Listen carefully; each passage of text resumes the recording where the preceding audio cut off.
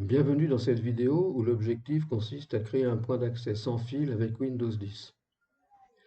Dans les réseaux informatiques, un point d'accès sans fil, WAP, ou simplement AP pour Wireless Access Point en anglais, est un dispositif qui permet aux périphériques sans fil de se connecter à un réseau câblé ou à un réseau Internet à l'aide d'une connexion radio.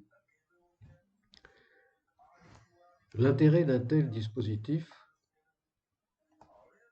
c'est qu'il implémente un réseau Wi-Fi sur Windows 10, ce qui permet via ce réseau la connexion Internet avec d'autres appareils via le Wi-Fi.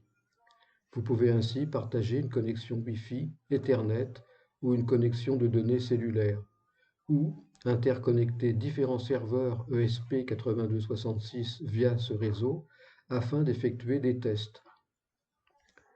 Comme le bail du serveur DHCP du point d'accès est limité à une session, les adresses IP fournies au serveur peuvent changer d'une session à l'autre.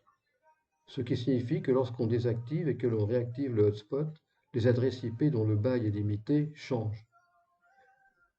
Afin d'attribuer une adresse IP fixe au serveur, voir les tutoriels #9 et #10. Il peut être intéressant avec un smartphone via le point d'accès de tester pendant la phase de conception les différents serveurs à qui l'on a attribué une fonction bien spécifique.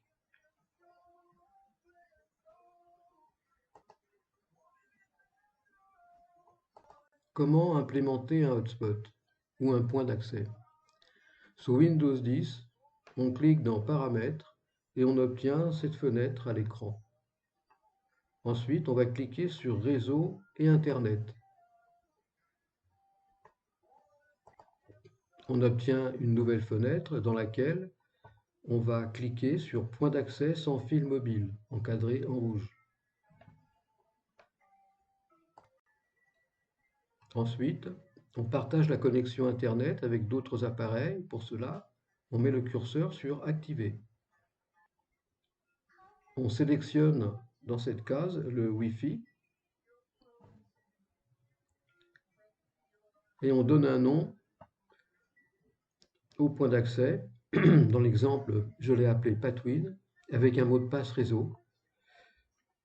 Si on veut modifier le nom ou le mot de passe, on clique sur Modifier.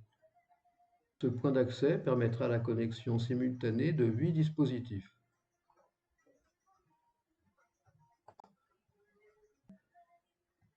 En allant dans les notifications, on s'aperçoit que le point d'accès nommé Patwin en bleu est opérationnel et qu'on a un dispositif connecté.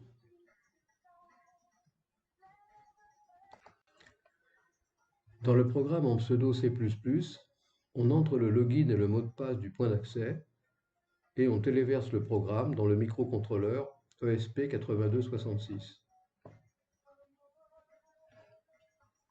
Donc ici, on indique le nom du réseau et le mot de passe.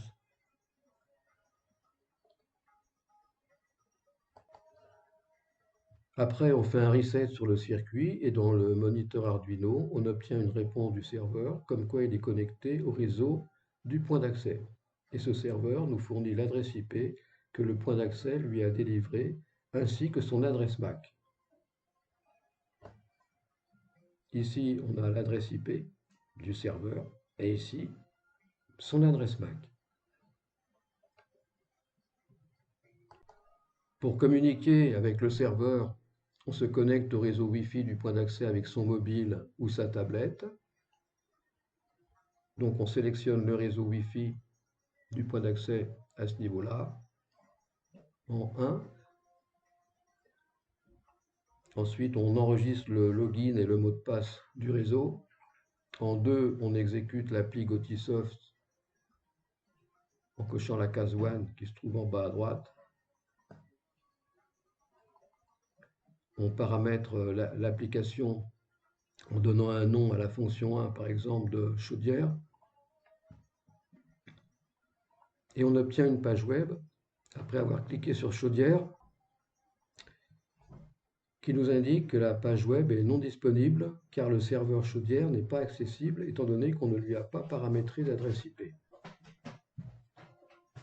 Et en 4, on configure l'adresse IP du circuit et on obtient la page web du serveur. Cette adresse IP correspond à celle que le point d'accès a fournie au serveur via son serveur DHCP. On clique sur Val après avoir rentré l'adresse IP et le serveur qui s'occupe de la gestion de la chaudière nous répond en nous envoyant sa page web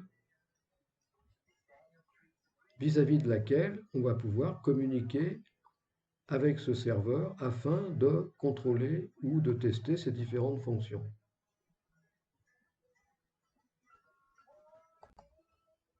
À bientôt dans une prochaine vidéo.